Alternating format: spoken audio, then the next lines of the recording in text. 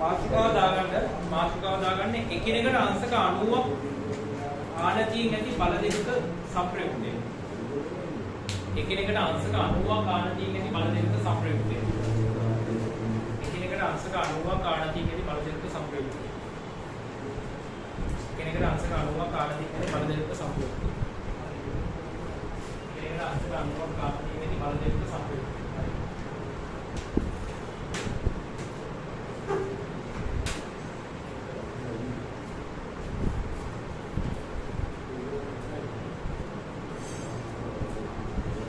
මාතෘකාවක් දාලා අහගන්න. එකිනෙකට අංශක 90ක් ආනත බල දෙකක සම්ප්‍රයුක්තය ගන්නකොට පොඩි විශේෂ දේවල් ටිකක් එනවා. දැන් ඉස්සෙල්ලා අපි ගත්තේ කෝණය බල දෙක අතර කෝණය θ කියලානේ. බල දෙක අතර කෝණය θ කියලා තමයි ගත්තේ. දැන් මේ වෙලාවේ තියෙන විශේෂත්වය තමයි බල දෙක අතර කෝණය අංශක 90ක් වෙලා. බල දෙක අතර කෝණය අංශක 90ක් වෙලා. එක බලයක් P කියලා ගත්තොත් අනිත් බලය Q. හැබැයි Q කියන්නේ P වලට අංශක 90ක් ආනද. හරි. එක බලයක් P කියලා ගත්තොත් අනිත් බලය Q. මේ බලය තියෙන්නේ P වලට අංශක 90ක් ආනද. හරි. එතකොට මේකේ අපිට විශාලත්වය ගන්න පුළුවන්. මේකේ සම්ප්‍රයුක්තය ගන්න පුළුවන්. අපි දන්නවා R වර්ගය සමානයි P වර්ගය ධන Q වර්ගය ධන 2pq cos θ කියලා. එතකොට r වර්ගය සමානයි p වර්ගය ධන q වර්ගය ධන 2pq cos θ. θ කියන්නේ මොකද්ද? බල දෙක අතර කෝණය. θ කියන්නේ බල දෙක අතර කෝණය. මේ බල දෙක අතර කෝණය කියන්නේ අංශක 90යිනේ. අංශක 90. එහෙනම් මෙතන දෙන්න ඕනේ cos 90. cos 90. දැන් මට කියන්න cos 90 අගය කීයද? r වර්ගය සමානයි p වර්ගය ධන q වර්ගය ධන 2pq cos 90. cos 90 කියන්නේ බිඳුවයි. හරියට හරි.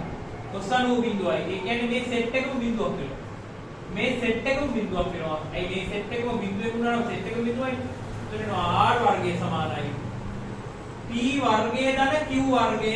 එහෙනම් මට r ගන්න පුළුවන් r සමානයි වර්ගමූල අස්සේ b වර්ගය ධන q වර්ගය. වර්ගමූල අස්සේ b වර්ගය ධන q වර්ගය. ඒ කියන්නේ එකිනෙකට අංශක 90ක් කාණකෝ කියන බල දෙකක සම්ප්‍රයුක්තේ කෙලිම ගන්න පුළුවන්. එක බලයක වර්ගය ධන අනිත් බලයේ වර්ගයේ වර්ගමූලය. මේකේ කියනවා බල දෙකේ. හරි. එක බලයක වර්ගය ධන අනිත් බලයේ වර්ගයේ වර්ගමූලය කියනවා බල දෙකේ. හරිද? මොන වෙලාවටද? බල දෙක අතර කෝණය අංශක 80ක් වෙලාවට. හරි. පට්ට වැදගත්. මේක පට්ට වැදගත්. මේක කියලා කොටු කරගන්න. මේක කියලා කොටු කරගන්න.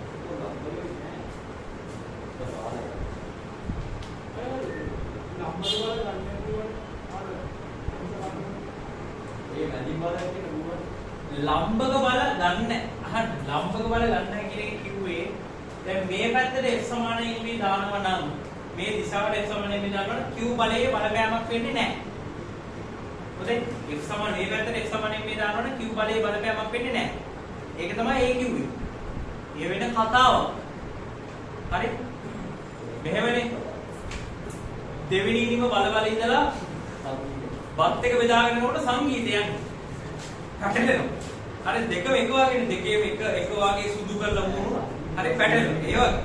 අර F සමානයි මේ. අරව F සමානයි මේ බල සම්ප්‍රයුක්ත ගන්න මේ අහගන්න. මේ පැත්තට F සමානයි මේ දානකොට මේ බලය ඊට ලම්බකයි. ඒතකොට මේ F සමානයි මේ දාන පැත්තට මේ බලයේ බලපෑමක් එන්නේ නැහැ. හොඳේ ඒක වෙනම කතාවක්. F සමානයි මේ දාන පැත්තට මේ පැත්තට F සමානයි මේ දානකොට මේ බලයේ බලපෑමක් එනවද? නැහැ. ඒක වෙනම කතාවක්. මේ කරන්නේ මොකක්ද? මේ බලයේ එකතුව ගන්න එක මේ කරන්නේ. මේකයි එකතු. මේ බල දෙක එකතු කරනවා. තේරුණාද? ඒක මේක වෙනම කතාවක්. බල එකතු කිරීමක් මෙතන කරන්නේ. අර කරන්නේ F සමානයි මේ දාන. තේරුණාද? පැහැදිලි ක්ලියර්?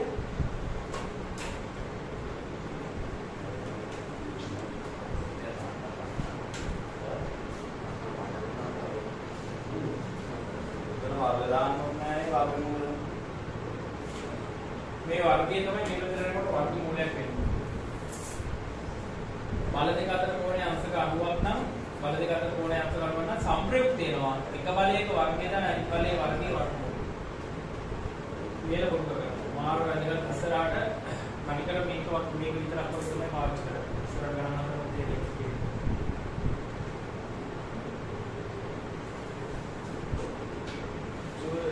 අන්තිමට කියලා බල දුරනේ කියලා තව තියෙනවා. මේක තව මේ බල සම්ප්‍රයුක්ත වෙන තව ගණන් සෙට් එකක් තියෙනවා. එකක විදිහේ බල දුරනේ කියලා තීරයක් තියෙනවා. බල දුරනේ තියෙන පස්සේ බලේ පාඩම තියරි මේ වශයෙන් ඉවරයි. ඊට පස්සේ අර ගණන් හැලක් තමයි.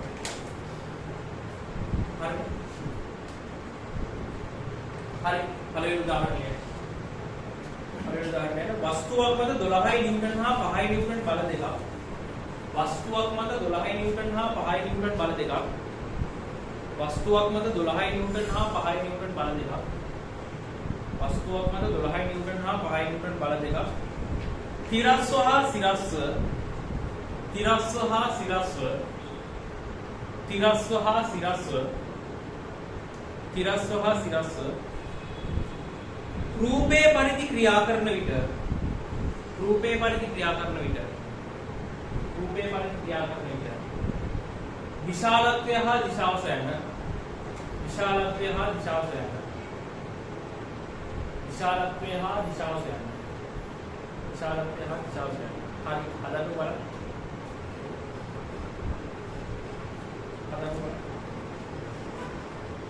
විශාලත්වය දිශාව දෙකම ආන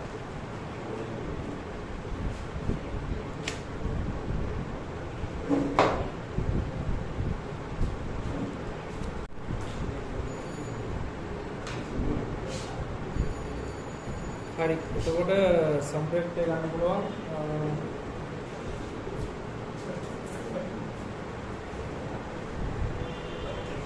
5 නිව්ටන් සහ 12 නිව්ටන් තියෙන්නේ 5 නිව්ටන් 12 නිව්ටන් තියෙන්නේ ඒක 5 නිව්ටන් 12 නිව්ටන් තියෙනකොට ඒකේ සම්ප්‍රයුක්තය ගන්න පුළුවන් සම්ප්‍රයුක්ත බලය R වල වර්ගය සමානයි 5 නිව්ටන් වල වර්ගය ධන 12 නිව්ටන් වල වර්ගය එහෙම ගන්න අංශක 90යි අපි සමීකරණය කියන බෙදාන කොට කරේ අංශක 90 වෙලාවට එක බලයක වර්ගය ගන්න පුළුවන් ඒ වර්ගය ගන්න පුළුවන් කියනවා හරි 12 නිව්ටන් වල වර්ගය එනවා R වර්ගය සමානයි 5 වර්ගය 25යි නිව්ටන් වර්ග ධන 12 වර්ගය 144යි නිව්ටන් වර්ග එක එකට එකතු කරාම 9යි 169යි වගේ. හරිනේ? නිව්ටන් වර්ග. R වර්ගය සමානයි 169 නිව්ටන් වර්ග 169 වර්ගමූලය කියන්නේ 13යි. මේකේ උත්තරේ නිව්ටන් 13. වර්ගමූලයට දානවා. වර්ගමූලයට දාන්න වර්ගමූලය කියන්නේ මේක වර්ගමූලය. නෑ වර්ගමූලයේ නැත්නම් වර්ගමූලය කියන්නේ ඉලියට නම් 5 12 එකේ ඉලියට ගන්න බෑ.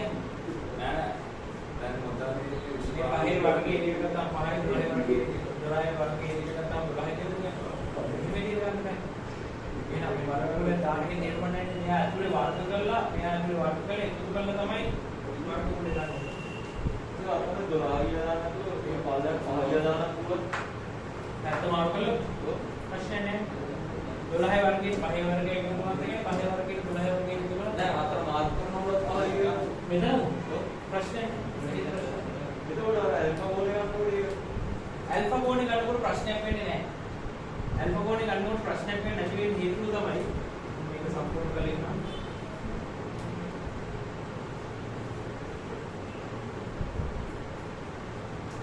ඇල්ෆා කෝණය ගන්නකොට ප්‍රශ්නයක් වෙන්නේ නැති වෙන හේතුව හොඳට බලා ගන්න. ඇල්ෆා කෝණය ගන්න වෙලාව.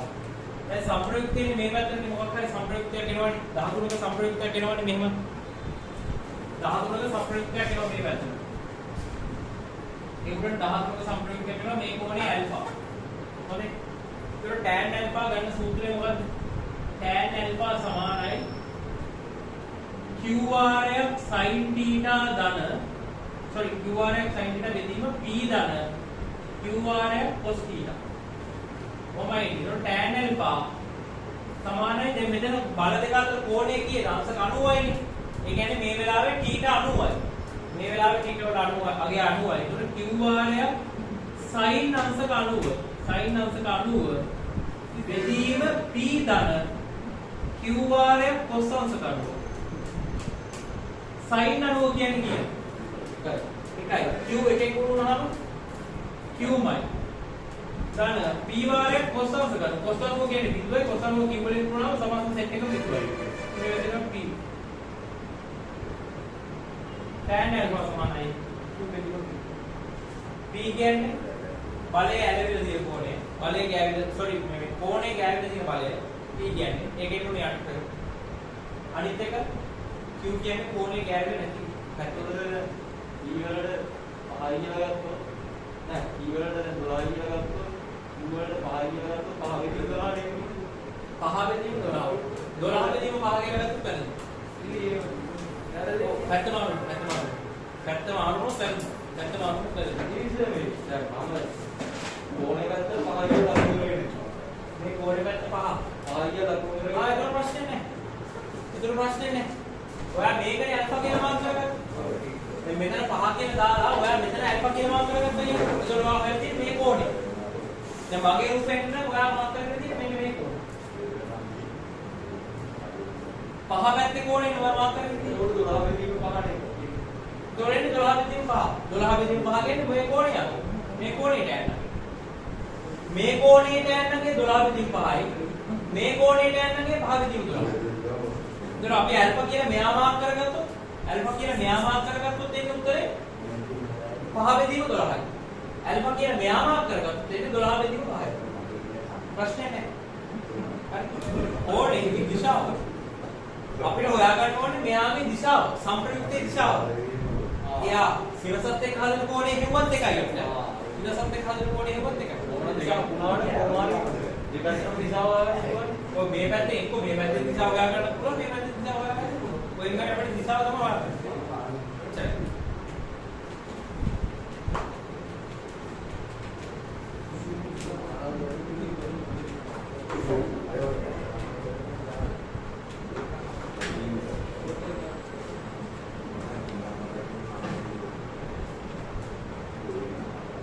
හරි.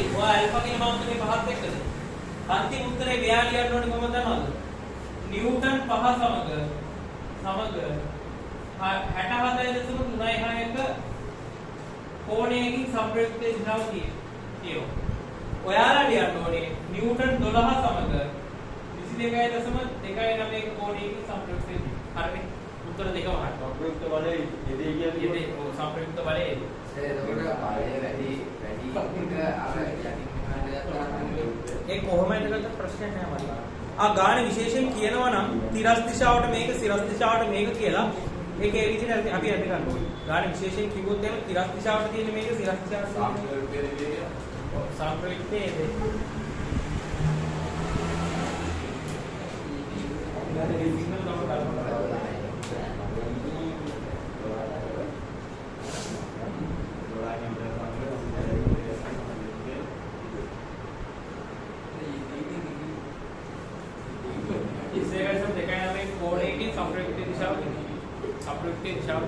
ඒක සිංහල කලබල ලියාගන්න.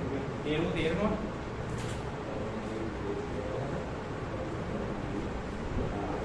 හරි බල පද්ධතියක සම්ප්‍රයුක්තය අහගන්න.